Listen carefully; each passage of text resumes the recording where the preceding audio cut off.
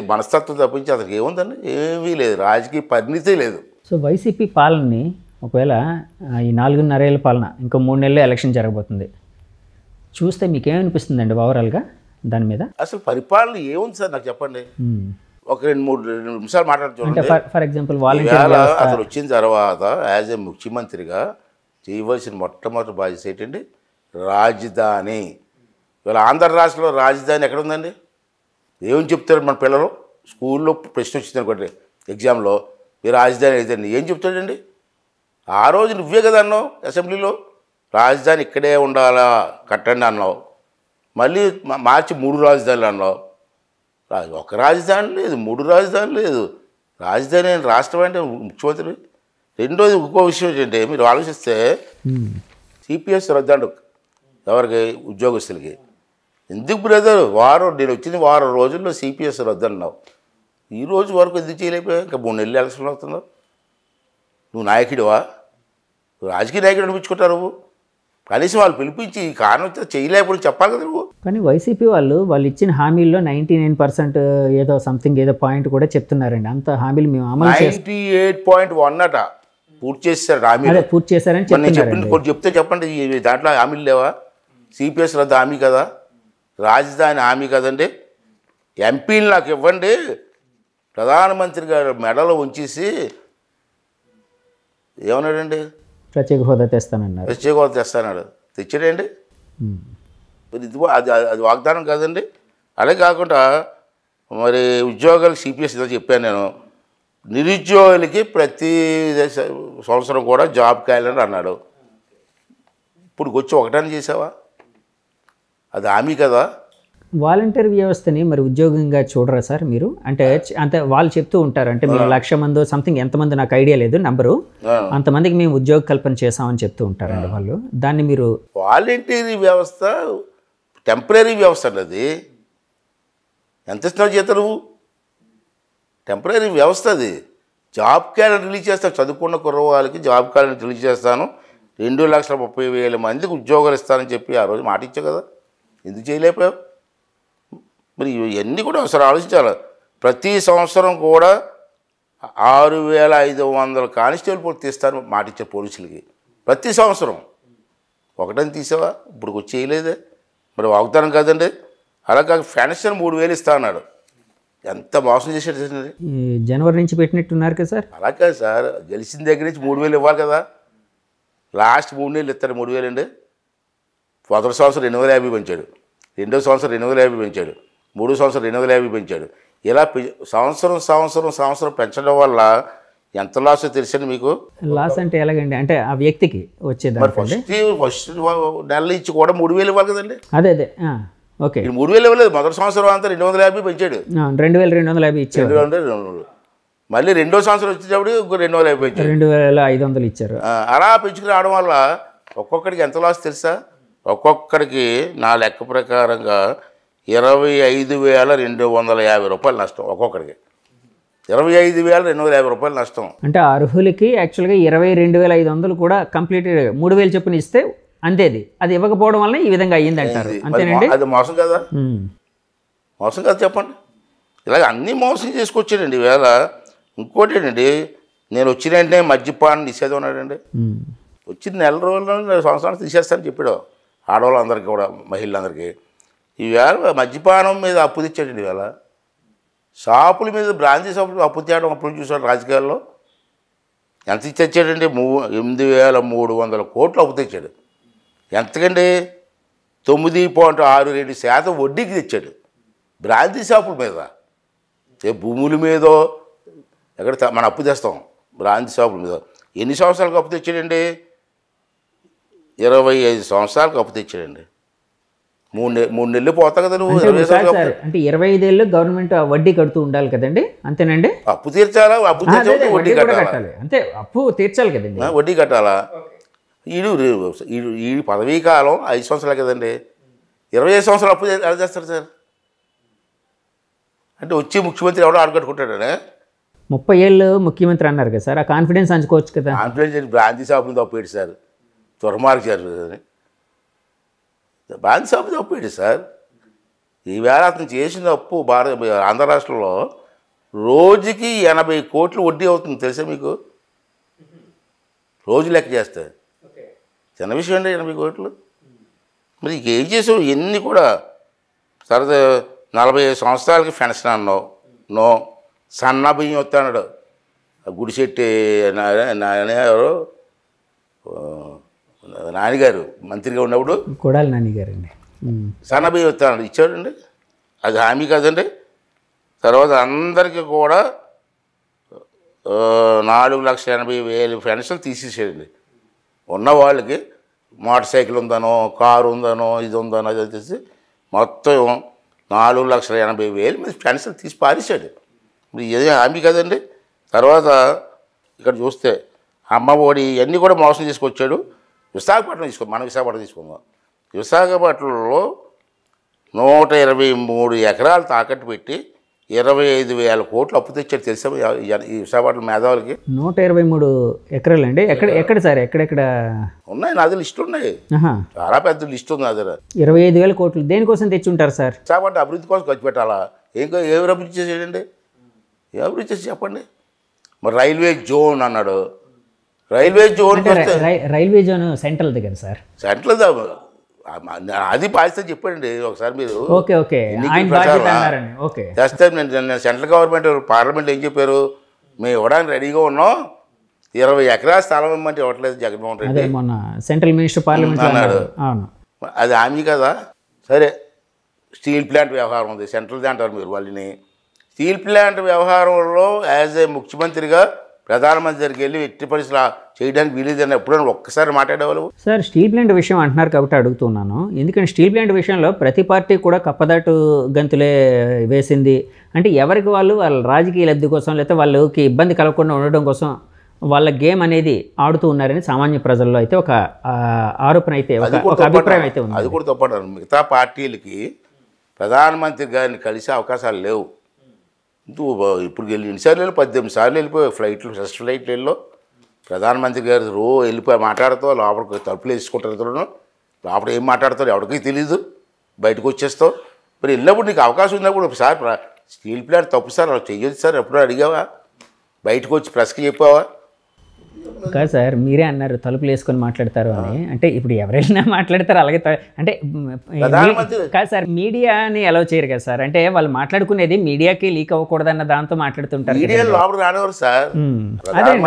మాట్లాడిన తర్వాత బయటకు వచ్చిన తర్వాత మీడియా పాయింట్లు నుంచొని నేను ప్రధానమంత్రి గారితో పలానా పాయింట్ మాట్లాడాను అని చెప్పాలా సీఎం గారు. తలుపులు ఎందుకు వేసుకుంటారండి? మేము ప్రధానమంత్రి చాలాసార్లు వెళ్ళాం, తలుపులు వేసుకోం. తలుపులు తీసే ఉంటాయి, గదిలో కూర్చొని మాట్లాడతాం. బయటకు వచ్చిన తర్వాత ప్రధానమంత్రికి కలిసాం, ఈ ఇష్యూ అడిగాం, ఇది చేస్తా అన్నారు, చేయను అన్నారు, ఏదో చెప్తాం. ఎప్పుడన్నా ఇన్నిసార్లు 18 సార్లు వెళ్ళి మీడియాకి ఎప్పుడైనా చెప్పాడండి బయటకు వచ్చి? అంటే ఒకవేళ ఈయన అడిగితే ప్రధానమంత్రి గారు చేయను అంటే చెప్పలేకపోయారేమో అనుకోవచ్చేమో కదండి. చెప్పాలండి బయటకు వచ్చి, ప్రధానమంత్రి గారు తోసేయాలా, ప్రధానమంత్రి గారికి అన్యాయం చేస్తానని చెప్పాలా. యాజ్ ఏ లీడర్గా నీ కేసును కాపాడుకోవాల్సిన కోసం ప్రధానమంత్రితో మాట్లాడవు, గట్టిగా మాట్లాడవు, ఇక్కడికి వచ్చి కబుర్లు చెప్తావు. ఇది మోసం కదా. మరి ఇప్పుడు చెప్పిన హామీలన్నీ కూడా 98.1% పూర్తి చేసాడు ఎలా చెప్తావు నువ్వు? ఎక్కడ చెప్తావు? ఇది మోసం కదా. ఇలా మోసాలు బ్రతుకు, మోసాలు చేసి మాయ మాటలు చెప్పి అధికారులకు వచ్చావు, ఇంకా ఏదో మాయ మాటలు చెప్తారంటే ఎక్కడ నమ్ముతారు సార్? పల్లెటూరులోని యాక్చువల్గా మీరు అన్నది అంటే ఇప్పుడు గవర్నమెంట్ మీద ఏ గవర్నమెంట్ మీద అయినా 5 ఏళ్ళ తర్వాత నెగిటివిటీ ఉండడం సామాన్యం. ఎందుకంటే ప్రజలు చాలా అనుకుంటారు, లేకపోతే వాళ్ళు గవర్నమెంట్లు కూడా లేకపోతే పార్టీలు అధికారంలోకి రాకముందు చాలా వాదనలు అంటే చాలా ప్రామిస్ చేస్తాయి, ఇవి చేస్తాం అవి చేస్తామని. అవి చేయలేకపోవచ్చు. సో నెగిటివిటీ అనేది వస్తూ ఉంటుంది. ఇలాంటి నెగిటివిటీ వైసీపీ గవర్నమెంట్ కూడా మీద కూడా ఉంది అని బయట అయితే వినిపిస్తుంది. సరే, అది ఓకే అనుకుందాం. కానీ వైసీపీ గవర్నమెంట్ మీద వినిపిస్తున్న నెగిటివిటీ అనేది గ్రామాల్లో ఉందా? ఎందుకంటే గ్రామంలో ఎక్కడికి వెళ్ళినా కూడా, ఏ గ్రామానికి వెళ్ళినా కూడా మాకు వైసీపీ గవర్నమెంట్ ఇది ఇచ్చింది అది ఇచ్చింది కాబట్టి మాకు అంతా బాగుంది అన్నట్టు చెబుతున్నారని చెప్పి చాలాసార్లు వినిపిస్తూ ఉంటుందండి. దాన్ని ఎలా చూస్తారు? ఎందుకంటే మీరు గ్రామీణ నేపథ్యం కాబట్టి. చాలా మంచి పాయింట్ వేశారండి. ప్రజలకు హామీలు ఇస్తే కదండి ఆశపడుతున్నారు. అసలు మన బడ్జెట్ ఎంత, మన ఇన్కమ్ ఎంత, ఈ బడ్జెట్తో మనం చేయగలమా అని ఆలోచన చేసి చెప్పిన అదే కార్యక్రమం చెప్తే జనానికి అర్థమవుతుంది. నువ్వేంటి అలా కాదు కదా, నేనే వంట చేసేస్తాను, నోట్లో పెట్టేస్తాను, రోజు స్నానం చేయించేస్తాను, బట్టలు మార్చేస్తానని చెప్పి హామీలు ఇస్తే ప్రజలు మోసం చేసి ఈవేళ అప్పులు చేసి ఈ అప్పులన్నీ ఎవరు తీరుతాడు? ఇక 3 నెలల్లో పోతావు. ఇప్పుడు ఒక మాట అన్నారు, పల్లెటూరులో ప్రజలకు కావాల్సినవన్నీ చేస్తున్నారు కదా అని. ఏంటి చేశాడు చెప్పండి? ఏ ఊర్లో రోడ్డు ఉందా? ఆ రోజు మేము వేసాం, చంద్రబాబు టైంలో సిమెంట్ రోడ్లు వేసాం. ఆ రోడ్లు తప్పించి ఒక రోడ్డు అని వేసావా? ఇరిగేషన్ ఛానల్స్ బాగు చేసావా? ఎక్కడైనా రిజర్వాయర్లు బాగు చేసావా? రిజర్వాయర్, ఆ తాండవ రిజర్వాయర్ లాంటి పెద్ద పెద్ద రిజర్వాయర్లకి గేట్లు ఉంటాయి. ఆ గేట్లు పెద్ద పెద్ద బొక్కలు పడిపోయాయి. ఆ బొక్కలు కూడా బాగు చేయలేని నువ్వు ప్రజలకు ఏం చేసావు? రైతులు పంట వాడిపోతే ఇవ్వలేని పరిస్థితుల్లో ఉన్నావు. తుఫాన్లో ఇన్సూరెన్స్ సెంట్రల్ గవర్నమెంట్కి మనకు రైతు ఇన్సూరెన్స్ కడతాం స్టేట్ గవర్నమెంట్. అది కూడా కట్టకపోతే మన సెంట్రల్ గవర్నమెంట్ మీరు కట్టలేదు కాబట్టి మీకు ఇవ్వని చెప్పేశారు.